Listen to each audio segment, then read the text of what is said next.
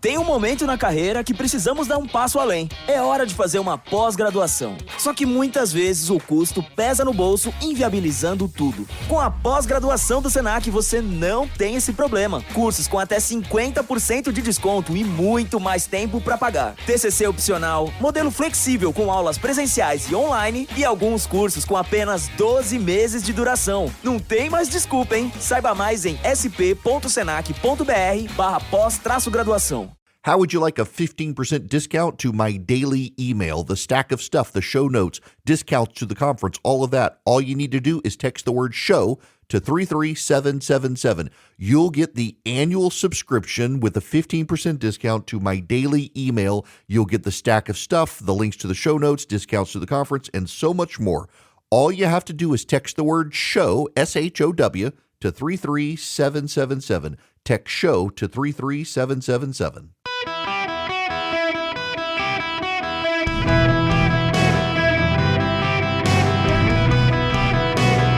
Welcome to the Eric Erickson Show podcast, Hour 3. Greetings, conversationalists. Welcome. It is Eric Erickson here. The phone number 877-973-7425. The state of Florida is now recommending taking fluoride out of drinking water. Good luck to those of you with kids and the cavities and dental. You know, when they did that up in Canada, the dental injuries or dental problems for kids went up 700%. There actually is no tie between IQ loss and the amount of level of fluoride in drinking water. If there was, the people of Singapore would be vastly stupider than the people here instead of smarter, because they have higher concentrations of fluoride in their drinking water than we do here. But, you know, it's the thing among conservatives today. You got to be at war with fluoride or you're insufficiently MAGA or something. It's just people have gotten stupid, and not because of the fluoride. But nonetheless, I digress. No, we're not taking fluoride calls, because anyone who's opposed to fluoride is too stupid to talk to. They probably believe in chemtrails, too. I know some of you out there, but I don't want the fluoride in my water, and your teeth have fallen out. I am going to move on to breaking news. There is a report from CNN, it appears. My friend Kelly Loeffler is going to be appointed Secretary of Agriculture. She's the former Georgia senator. She and her husband own the New York Stock Exchange. She's been a big supporter of Donald Trump's, a fundraiser for Donald Trump, and actually she is the perfect person for the job. Why is that, you say? Well, pending Secretary of Agriculture Loeffler actually is from Iowa or Illinois. Iowa, I think. She's from a family of farmers. Her father was a farmer. Her mother was a farmer. Her brother is still a farmer, and she is still invested in the family farming business. She knows farms, and that's what the Secretary of Agriculture does. She also knows crops. When she was the senator in Georgia, had a hurricane come through, she saw the direct impact of how FEMA dragging its feet impacted South Georgia farmers. She understands the farm industry in Georgia. She also understands the issues with ag futures and trading in commodities. That's kind of her background in finances. She's actually the perfect, Illinois, that is right, Bloomington, Illinois. She's from very near where my mother-in-law's family's from, in Southern Illinois. I got to tell you guys. Okay, side note, because I'm on the radio up in Illinois. My mother-in-law's family is from a small town in southern Illinois called El Dorado, Illinois. Now, here's the thing. I've only been up there a couple of times, and the way you get there is you go up to Kentucky, and you cross the Ohio River into southern Illinois. Now, you can go up through Paducah if you want. But we went through, what was it? We went through Shawneetown, I believe it was. And, what's that? Carmi? Okay. Yeah. And, Jim knows what I'm talking about. And went to El Dorado, Illinois. It is outside of Harrisburg. Yeah, we went across there from Morganfield, Kentucky, across the Ohio River. And I got to tell you guys, it is nothing but agriculture. It is corn and soybeans as far as the eye can see. So my mother-in-law is from El Dorado, which is a small town north of Harrisburg. In fact, when we stayed there, we stayed at a hotel in Harrisburg and would just drive up to El Dorado. It is a small area, and it is filled with farms. And Kelly Loeffler is from that community, and she knows farming, and she knows what the weather does to farms. She knows the need for rain. She understands the water rights issues. She understands the mechanical needs issues. She understands the push by the Biden administration to try to electrify farming equipment. Now, this is something, I don't know if you guys appreciate this, because it sounds so dumb. It's one of those things where it just can't be true. But it's very true. It's very true.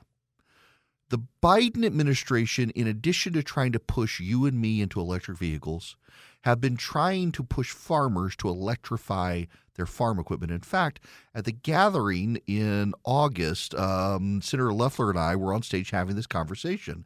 The number of incentives farmers have to try to electrify their equipment. In fact, one of the things the Biden administration has done through regulation in the ag department was to drive up the costs of mechanical replacement for farmers to push them into electrification.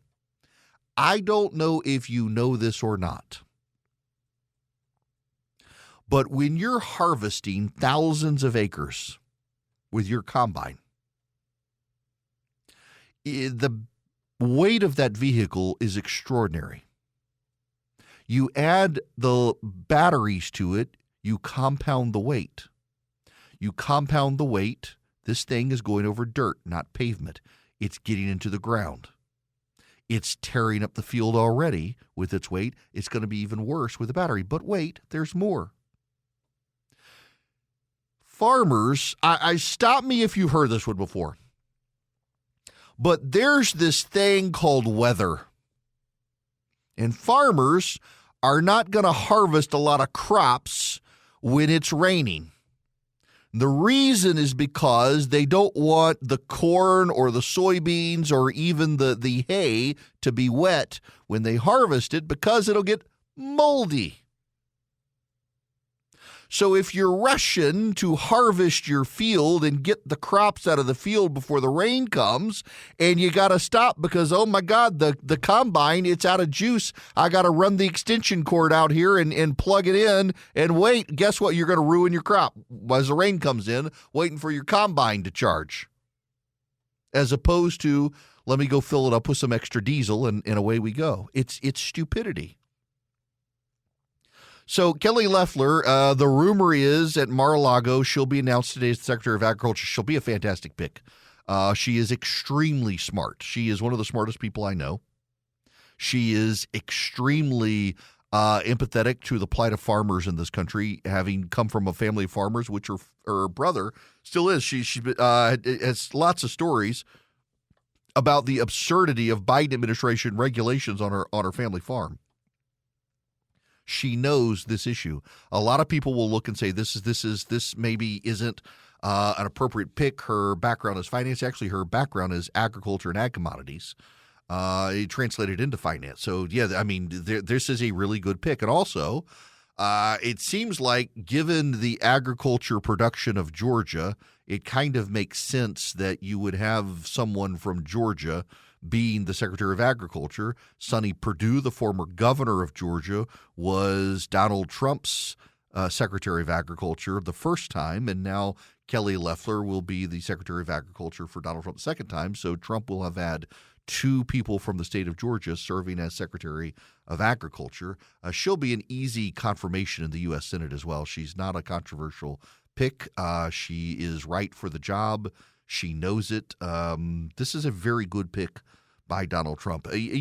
Somebody the other day came after me and attacked me and said, you have criticized Donald Trump for every single one of his cabinet picks, which isn't true at all. He's got a lot of good picks. Sean Duffy, John Ratcliffe, Marco Rubio, Jay Bhattacharya, now Kelly Loeffler to the mix, Linda McMahon for education, which is kind of a curious one, I do have to say, because she doesn't really have a background in anything related to that. However, she does have a background from when she was the Small Business Administration advisor chair of block grants. She knows how to block grant. And that's how Donald Trump wants to end the Department of Education. You cannot get rid of the Department of Education as President of the United States. Why is that? Because it was legislatively created by Congress, and Congress hasn't repealed it. But what the president can do, if Congress is amenable, is to block grant everything. One of the things the media is going to do is they're going to scream about Pell Grants, and they're going to scare people about Pell Grants. In fact, a buddy of mine reached out to me the other day, said he's got cousins in college, and Democrats are already telling him that their Pell Grants are going to go away thanks to Donald Trump because he wants to get rid of the Department of Education. Except the Pell Grant was congressionally authorized. So a president can't get rid of a congressionally authorized Pell Grant. What he can do, however, is block grant the money per capita by state and allow the states to administer the program and get the bureaucracy out of Washington, D.C., which should be done anyway. It will lower costs and make things more efficient.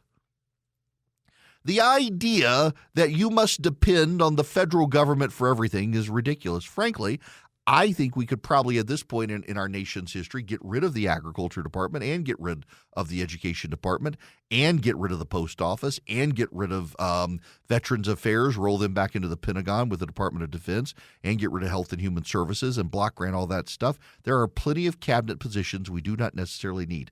The Departments of Labor and Commerce, combine them. We need state, we need defense, although I'd rename it back to war. We need the Justice Department and we need the Treasury Department, and I'm just not sure after the big four cabinet picks that we really need all the rest of those cabinet picks. You'd have a great land sale and real estate deal in Washington, D.C. if you got rid of them. Not that we're going to, because it'll take an act of Congress to get rid of them. But like, for example, Doug Collins, also from Georgia, has been picked to be Secretary of Veterans Affairs. He, my friends, is going to be great. There are a few, so the irony here is that Doug Collins and Kelly Loeffler ran against each other. But I got to tell you, I like them both dearly. And Doug Collins is a prayer warrior for my wife.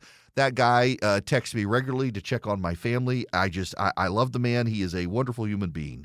And he was a great member of Congress. He will be fantastic as the Veterans Affairs Secretary because he has a passion for helping veterans. And one of the problems that Veterans Affairs has is it has been overwhelmed in the VA situation with these hospitals that just don't work for veterans. And Doug Collins is someone who's not going to go into this position and think I got to preserve the VA healthcare system when, in fact, there may be better solutions for veterans. I have way too many friends who are veterans of this country, who are trapped in VA healthcare programs, who have horrible, horrible horror stories. We have a friend who got COVID, who, because of the role he played in the military, has some health issues and relies on the VA. And he could not get any help for COVID. He had a horrible case of COVID. He was bedridden for multiple weeks, and he couldn't even get the antiviral medicine from the VA. They told him he would have to come sit in the waiting room and see a doctor. He literally had no one who could take him. I mean, I was out of town. My wife can't be around people with COVID. She's got stage 4 lung cancer. He laid in bed for multiple weeks. He couldn't get to the VA. He could get to the doctor. There's literally a doctor's office down the street, but he couldn't go there because the VA wouldn't cover it. See, I don't understand it. This blows my mind. We have people in this country who are willing to die for this country, and we force them into third world health care when they get out of the military, as opposed to saying, thank you for your service. You go to any doctor on planet Earth you wish to see, and we will cover the cost.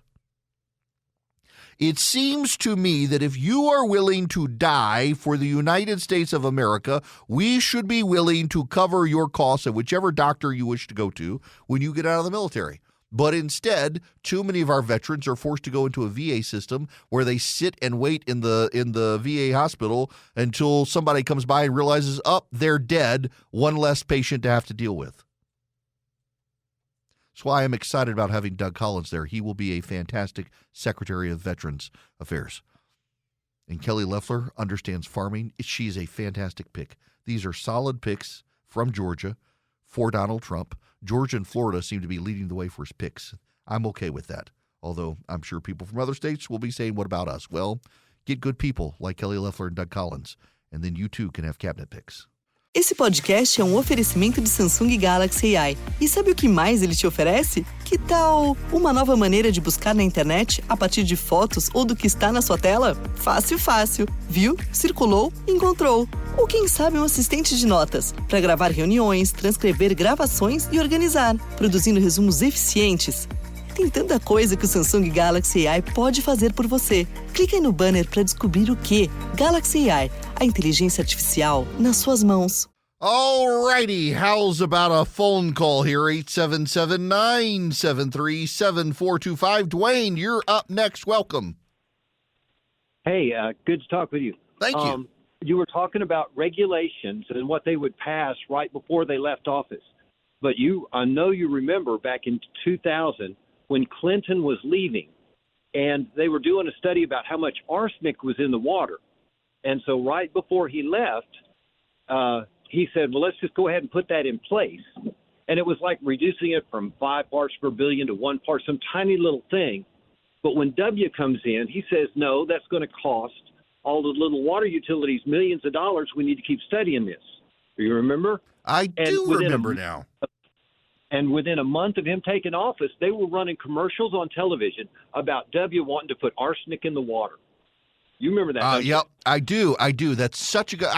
Man, you got a great memory, Dwayne. I had totally forgotten about that until you resurrected that memory. I totally do. It's the same thing with the homelessness issue. When W came into office, suddenly they started screaming about all the homeless camps around the country that the Clinton administration, they didn't want to do anything about. And suddenly homeless came back into the news. Yes, the arsenic one. I totally forgot about that, though. You're absolutely right. So let me, now I've refreshed and I've also Googled.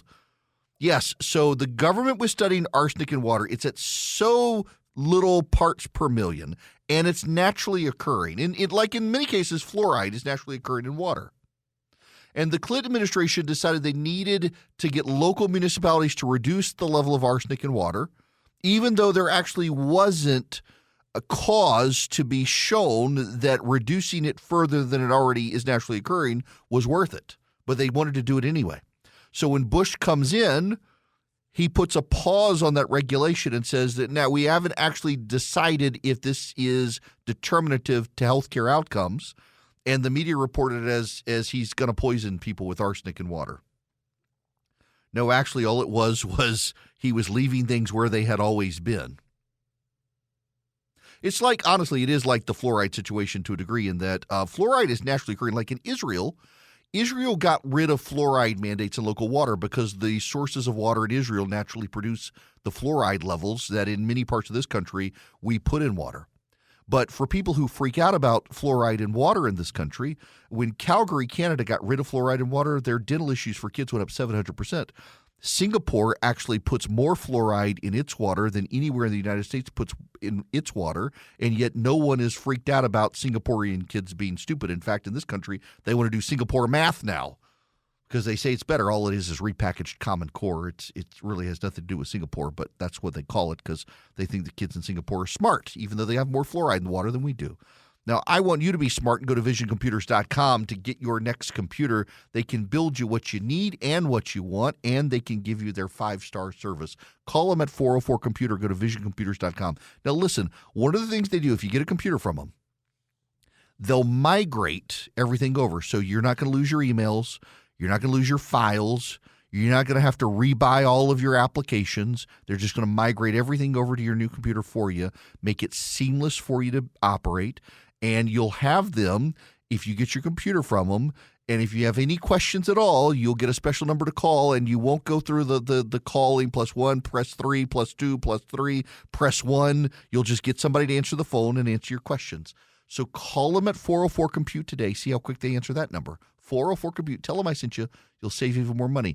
And if you want their 5-star support, you just call them at 404-COMPUTE. Tell them Eric sent you. It's $179 a year per computer. $179 a year. 404-COMPUTE or visioncomputers.com. Any of you can take advantage of it nationwide.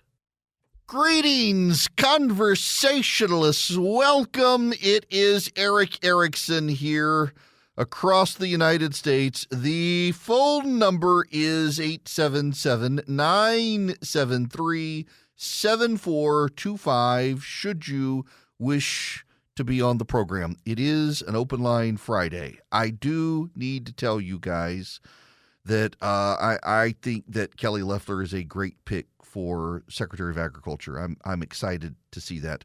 Also, I need to tell you, Comcast is putting MSNBC up for sale, along with the whole cable package. So it's MSNBC and CNBC and the Sci-Fi Channel and USA Network. The only thing they're keeping in-house is Bravo and NBC. They're even selling the Golf Channel. Would it not be funny if, and he seems like he's interested in doing it, if Elon Musk bought MSNBC? That would be really funny. The meltdown would be hysterical. As an aside, MSNBC is not a profitable network. Morning Joe generates most of the revenue. So much of MSNBC is progressive opinion. They don't have a lot of people. Do you know roughly 50 to 90,000 people total watch MSNBC on the weekend?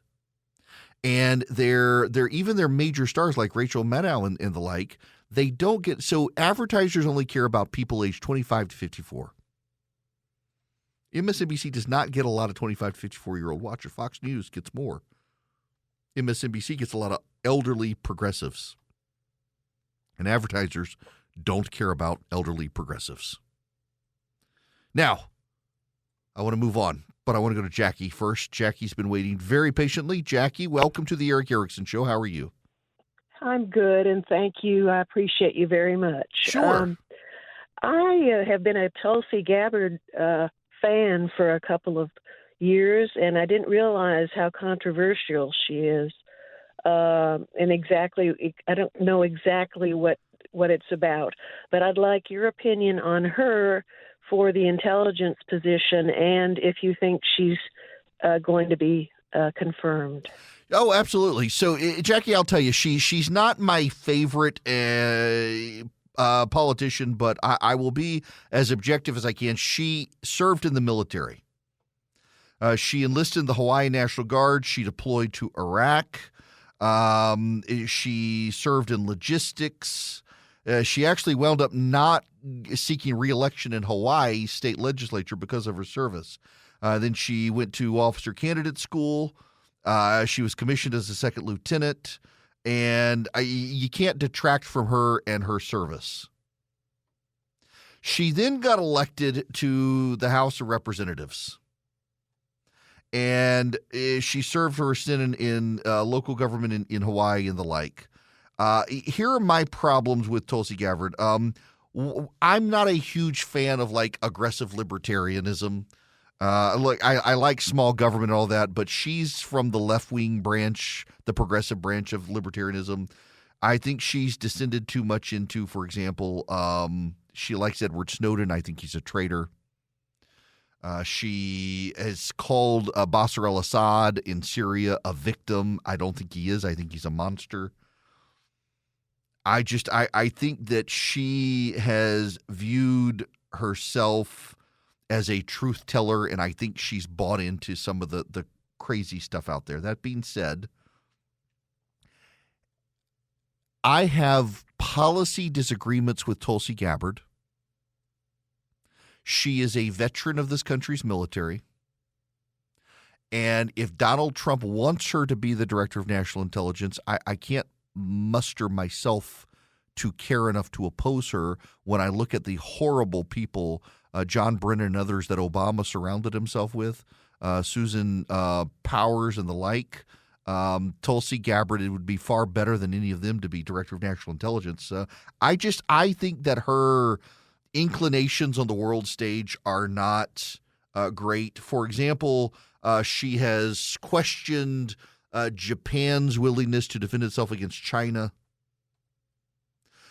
She has been right in her support of the Armenian population against Azerbaijan, and was willing to speak out against Turkey on the Armenian genocide.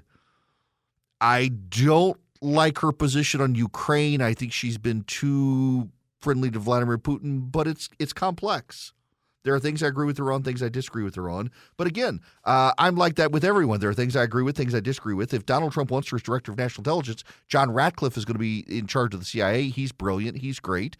And if Donald Trump wants Tulsi Gabbard in the administration, if Obama wants John Brennan, who is a horrible, horrible human being who lied about the Hunter Biden files, who's regularly on television lying about Donald Trump, how can I say no to Tulsi Gabbard, who's better than any of those people? That's my view. Not my favorite, but also Donald Trump should be able to have a pick like this. She's not a Matt Gaetz. She doesn't have those skeletons. She's not Robert Kennedy, who is just not a good human being, whose sexual habits induced his wife's suicide. Let her be the director of national intelligence. She'll either be good or she won't. If she's not, Trump will get rid of her. Victor, Orlando, Florida, you're going to be up next. Welcome to the show, Victor. How are you? Hi, I'm doing well. Thank you, Eric. I had a question about Trump Merchan. Since Judge Merchan, since he delayed the sentencing indefinitely, is the appeals for the conviction for Trump still going on in that case, or is everything on hold until they decide whether to that's a good question. So they have not procedurally made. So let me back up. Legally, after the judge renders verdict in a case, there are a series of procedural steps, including sentencing and things like that, that happen before appeal. The Trump team has not yet made all of its appeals because the actual local court case hasn't concluded. If Merchan if they're settling everything and then pushing off sentencing until 2028, 2029, as some are speculating might happen, then I think the Trump team can do all of their appeals. But they haven't mounted the appeal yet because they haven't had final resolution at the trial court level. This is one reason as well. So, for example, Merchan is still entertaining the dismissal motion. He's asked the Trump team to prepare their motion to dismiss by December 2nd, and will give the Alvin Bragg team until December 9th to respond to that motion. It's a very short amount of time. I'm wondering if he's going to dismiss the case.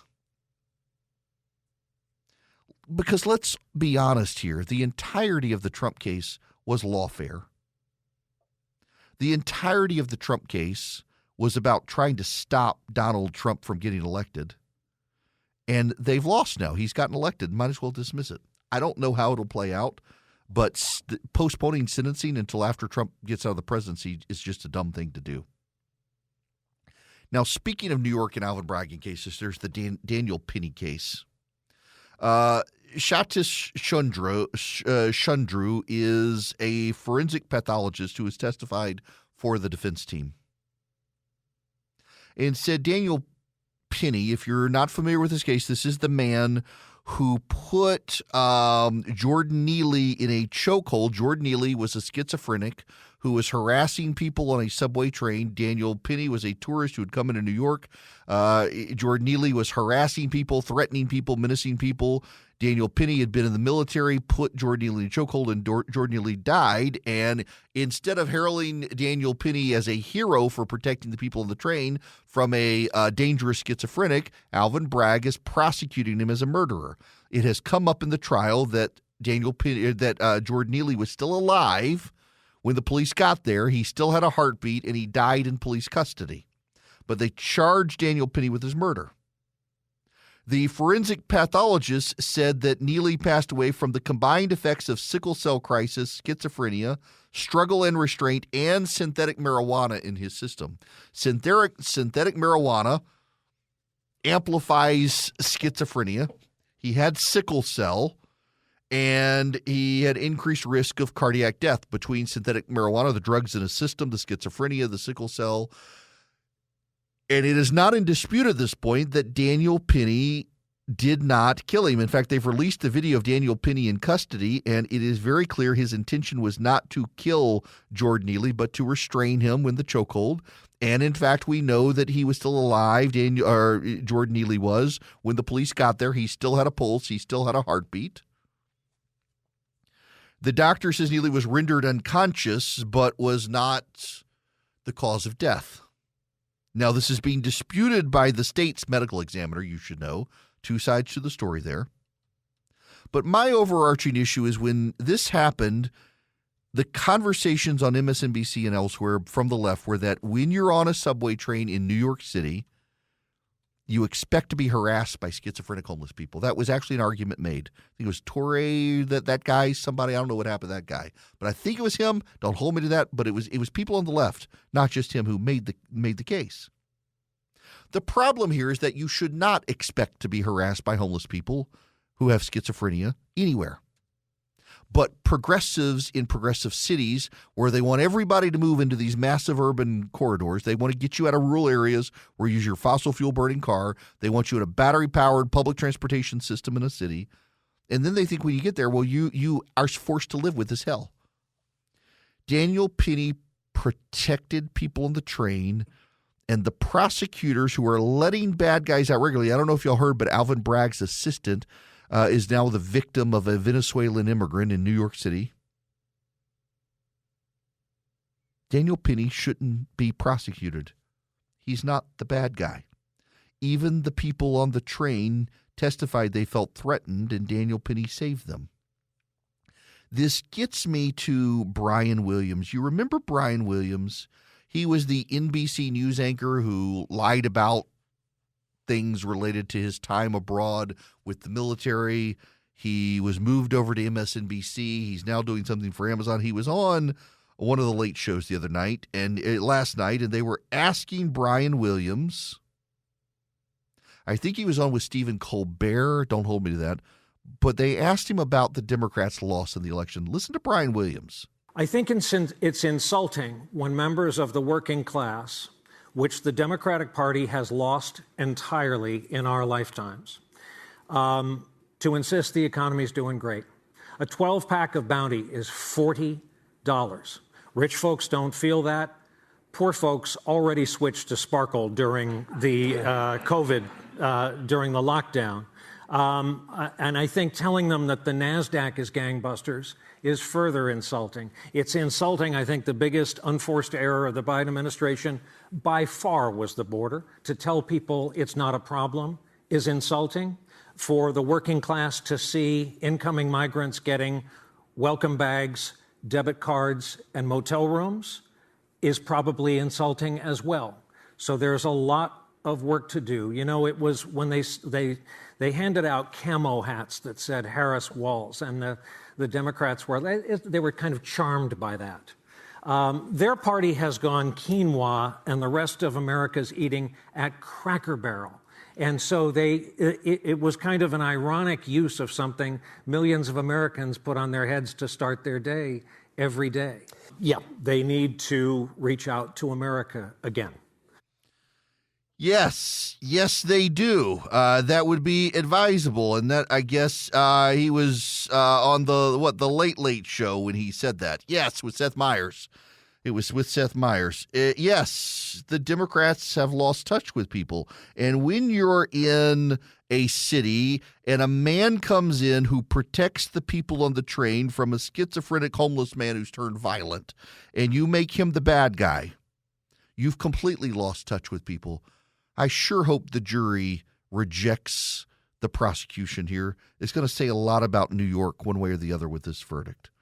Now, there's plenty of other things going on out there in the world today and lots of chaos out there. And through it all, Swiss America has been warning people about a secret war on cash. They've been the trusted leader in precious metals in this country for 40 years. If you're interested in safeguarding your hard-earned cash from the secret war on cash, you need their free report. They're rated A+ by the Better Business Bureau. Swiss America can educate you on protecting your assets in their shocking report, The Secret War on Cash, which tells you exactly how the government is trying to monitor your spending purchases. It takes less than 15 minutes to read. It can save you on your retirement and finances. It'll be eye-opening to you about the lack of anonymity in the purchases you think are anonymous. All you have to do to get the report is to call or text 800-289-2646. The All Out War on Cash includes digital forms of currency. The government is tracking everything. Reach out to Swiss America. Just mention my name, Eric, E-R-I-C-K, when you call or text 800-289-2646. That's 800-289-2646. 2646. The report is completely free from Swiss America. Just text my name, Eric, or call and mention me to 800-289-2646. Message and data rates may apply. Hello, America. Welcome. I hope you're ready for your weekend. Listen, for those of you who can't do the texting option, recipe to 33777, if you go to EW Erickson 2, EWERICKSON, then the number 2.substack.com. EWErickson2.substack.com. You can get the recipes. That's the URL to go to. So you can get your recipes when you're doing your planning. I got lots of grocery shopping to do this weekend. Because I gotta get turkeys. I stuff my turkeys with lemons and celery and onion and apple, and then I gotta get the stuff to make chocolate pie, and I gotta get the stuff to make some gumbo. I'm not telling my mother-in-law I'm making gumbo because she'll tell me it's too much food, but I gotta make gumbo if I'm gonna go see all my family, so I gotta make gumbo. There's going to be a lot of cooking in the Erickson house. And tonight I got to go to a Manchester Orchestra concert. So I'm staying in the city tonight before I head home tomorrow. And then lots of grocery shopping tomorrow. This Saturday before Thanksgiving, everybody will be in the grocery store with me. And I'm tired of going to the grocery store. So you're not going to see me at the airport anymore, speaking of being tired of the grocery store. We had an incident on the way home from Tulsa. And listen, I've hesitated to talk about this because he didn't mean, he was very nice. But on my way into the airport, when I went to Tulsa right after the election, I got stopped by lots of people. I'm trying to get to the plane and just stop, which I was already kind of overwhelmed right after the election. But when I got back from the airport, or back from Tulsa, had a guy see me at baggage claim. And he was very nice. He was very excited about the election. He followed me down the escalator, out of the building, down the sidewalk, towards my car. And I just thought, I'm getting to the point where this guy was fine, but what about the next guy? And I now I gotta go through a different security procedure at the airport through a different place, and it's kind of like now going to restaurants in town. Like I had a very nice dinner at a restaurant on Tuesday night, and I very specifically did not say on radio anymore because I've had now people show up it's just kind of weird. I mean, everyone is always very, very nice. Like I can say I'm going to the Manchester Orchestra concert tonight because you're not going to be able to find me there because I know where they're putting me. But it has gotten a little bit surreal. I am very flattered to have as many listeners as I do now. Even the people who hate listen. And there are a lot of hate listeners. Had some lady tell me earlier today, you're very smart, but you're too arrogant, and I've got to find someone else to listen to. Good luck with that. But wow, having somebody follow me to my car at the airport was kind of it. And now I got to the grocery store. I've started wearing my AirPods with the noise canceling so nobody can talk to me, and I don't mean to be that guy, but good Lord, otherwise I can't grocery shop anymore. I kind of understand why Rush Limbaugh used to say he missed going to the grocery store. It's very flattering, but also I got groceries I got to buy this weekend. Y'all do too. Get your shopping done for Thanksgiving this weekend. Everything will be fine. Start thawing your turkeys out on Sunday in the fridge.